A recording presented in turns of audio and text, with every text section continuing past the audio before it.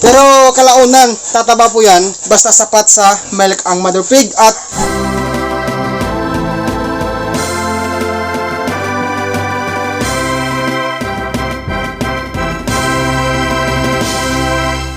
King's Vita Plus Animal Feed Supplement. kasi nga sabi ng ating mga viewers dyan, mga kababayan, isang magandang araw po sa ating lahat. In this video guys, 2 days old since birth na po ang akin pong mga biik. And then ngayon din po ay last po na magbigay ako ng antibiotics sa akin pong baboy na hen. Kasi nga po, yun ang in-advise sa akin ng akin pong technician. So bago tayo guys magsimulang magbigay po sa aking mga biik ng Aprolite din pala guys, magbigay din pala ako ng Aprolite ngayon kasi po nag-scouring yung isang biik dito. No? Mamaya-maya po papaliwanag ko sa inyo. Okay, sasamahan niyo po ako guys. Bigyan ko muna ng pagkain si Mother Pig ha kasi nagugutom siya eh.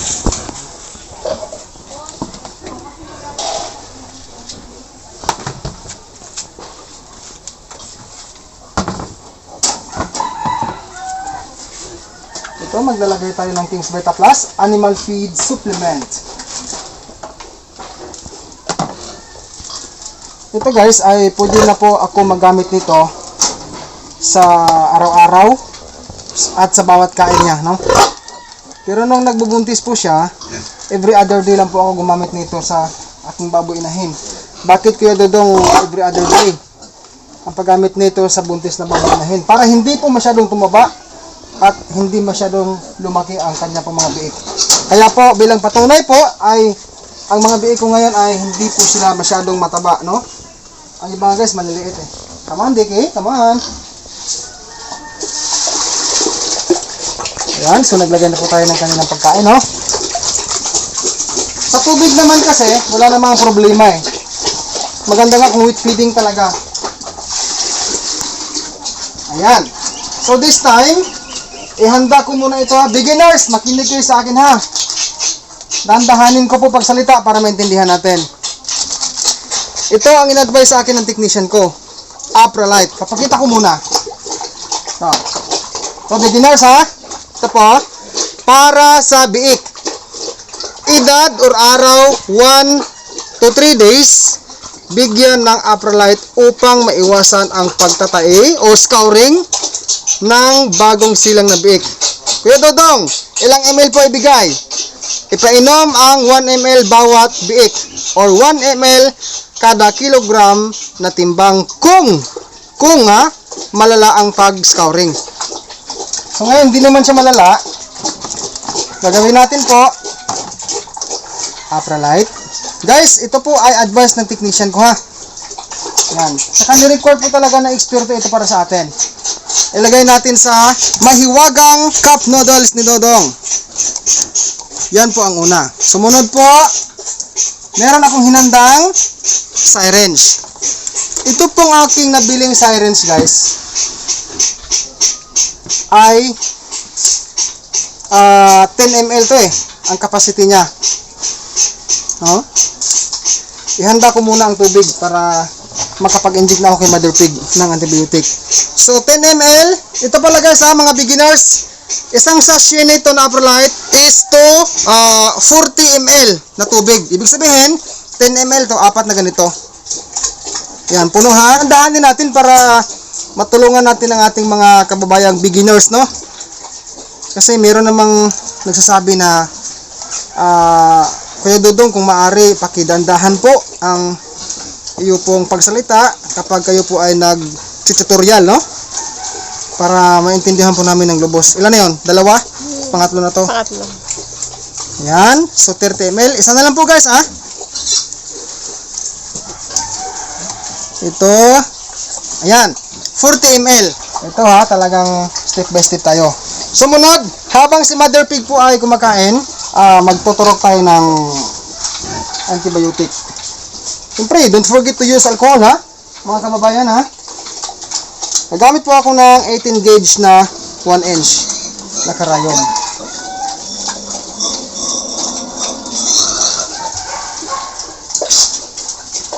Enrofloxacin bacterid. Mga beginners, kung ano po ang mga sinasuggest po ng inyong brand technician, sundin po natin ha. Para po sa atin pong karagdagang kaalaman, no? Ito guys, huli na to eh. Kasi 3 bisis kasi, no? 3 bisis after nanganak ang inahin, turukan siya within 3 days. Okay. So, ngayon po ay wala po si technician. Muna lang po.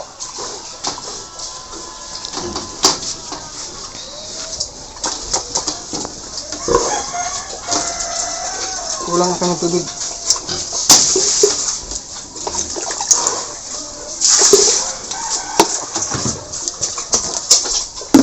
Dadagdagan natin ng konting feeds para behave siya. Okay, beginners, halika. Pakita natin ha.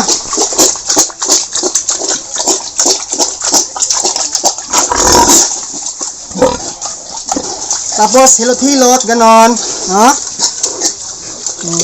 Pag magturok po kayo, mga kababayang beginners, hilot-hilotin muna, no? Hilot-hilot, tsaka ka magtusok ng karayom, no? Okay? Intramuscular injection, according po sa expert, no? So ngayon, isang tabi ko muna, mamaya ko nahugasan tong syringe. Ito na.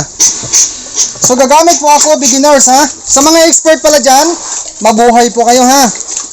Ito, dandahanin ni Dodong para labis pong maunawaan ang aking mga kababo dyan, ha? Ito po ang disposable na syringe. 1 ml ang capacity. Sinasabi dito sa guide, 1 ml per head. Tanggalin mong karayom, hindi po ituturok, hindi po kasama. Okay?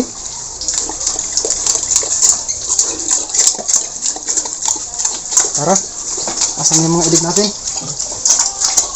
Ito guys, oh. Tingnan mo yung mga baboy ho guys. Kakalat-kalat nila. Dito pala guys, naglagay ako ng harang ko. Dati na to eh. No? Dati na po ito. Para may boundary sila. So, haluin natin.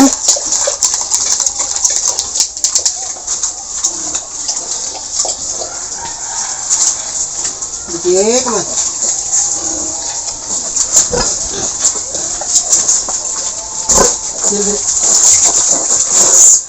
Ilipat ko sila guys kasi biglang umihi si Mother, babasa sila eh.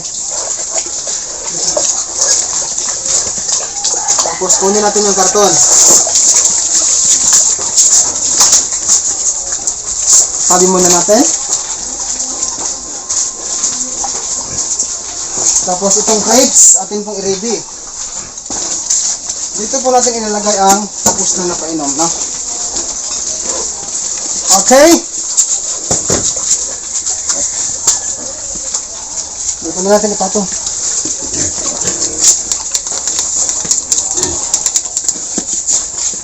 One ml.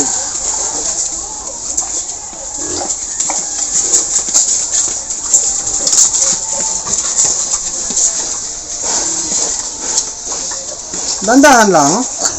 Up. Ayan. Okay. Itong gawain na to, talagang advice po ito ha. Advice po sa atin ng mga eksperto. Kasi guys, hindi po may iwasan na mag-scouring sila, no? Dahil sa lamig.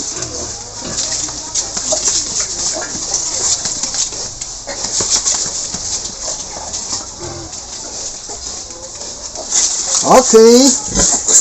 Next.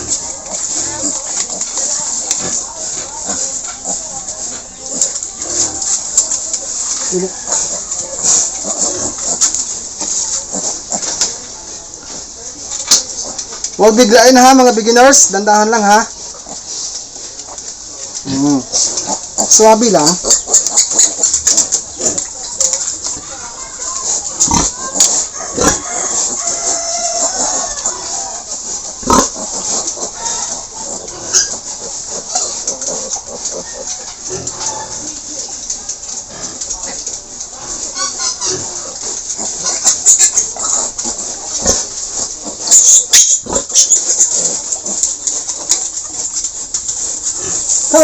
Dicky, come on!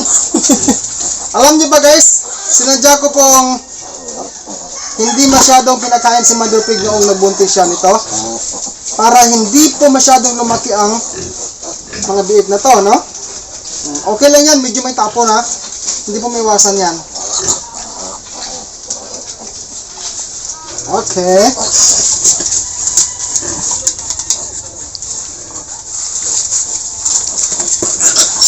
Yung King's Beta Plus pala guys, mamaya ko na i-ano sa kanila, i-follow.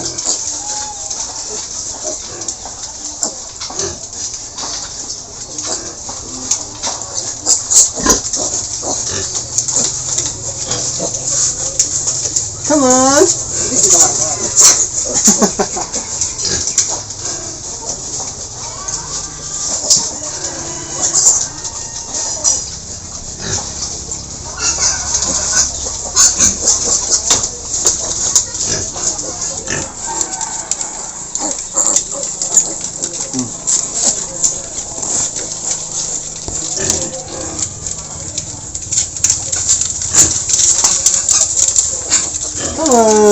Ang cute-cute ng mga edi ko.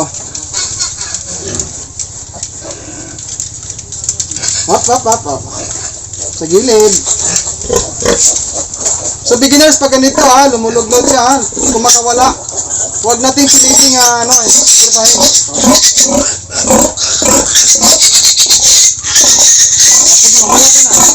Mamaya ka na.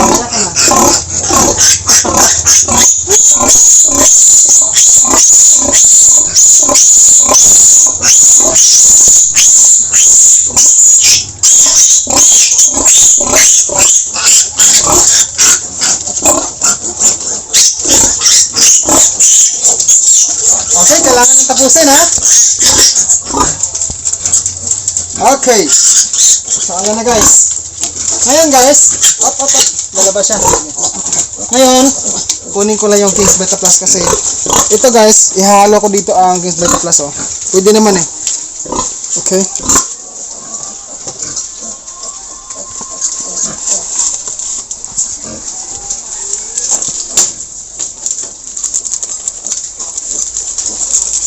Guys, ito ha, ay ano ko to ha, sariling ano lang to ha, base sa aking ginagawa dito sa aking baboyan ha. Sariling diskarte, no? Kasi nga, sabi ng ating mga viewers dyan, kanya-kanya tayong diskarte, no? Sa ating pag-care sa baboy. Yan. So, maya-maya, akin po tong ibigay ulit sa mga piglets ko. So, today guys, ay atin pong bubuksan to.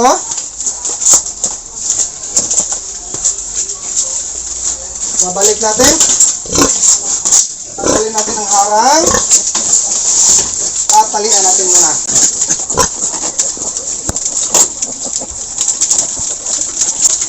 Tapos ngayon po ay atin pong pa-anin si Mother Pig. Pahigain natin ng gusto. Come on, Dicky. Gusto.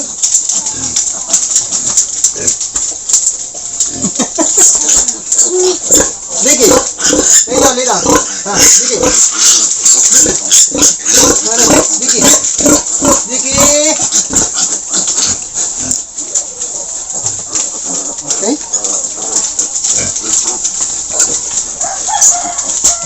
Behave. Nahingal guys na yun. Kasi mainit, no? Oh, go. Go.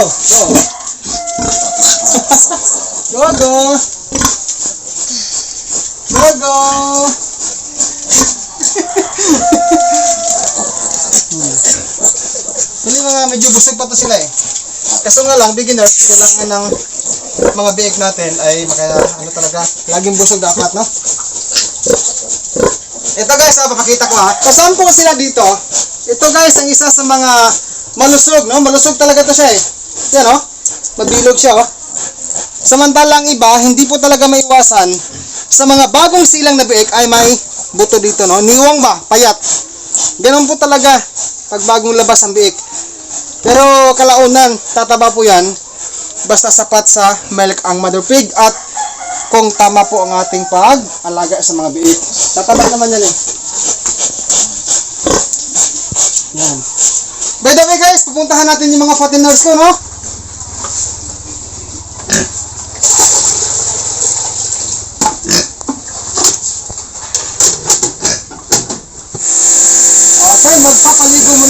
sa mga baboy ko po.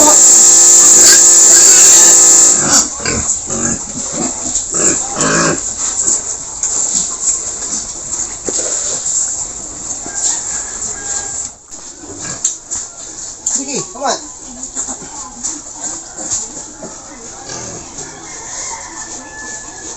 Ayan. So guys, maraming salamat po sa pagpanood mo sa video na ito. Kung ikaw po mahilig po manood sa Baboy Show, mag-subscribe ka na po. Kung hindi ka pa ho nakapag-subscribe, and hit the bell ring para po updated ka palagi sa mga new uploads ko sa simple video sa pag-alaga ng baboy. Mabuhay po kayong lahat, viewers. God bless po sa ating lahat.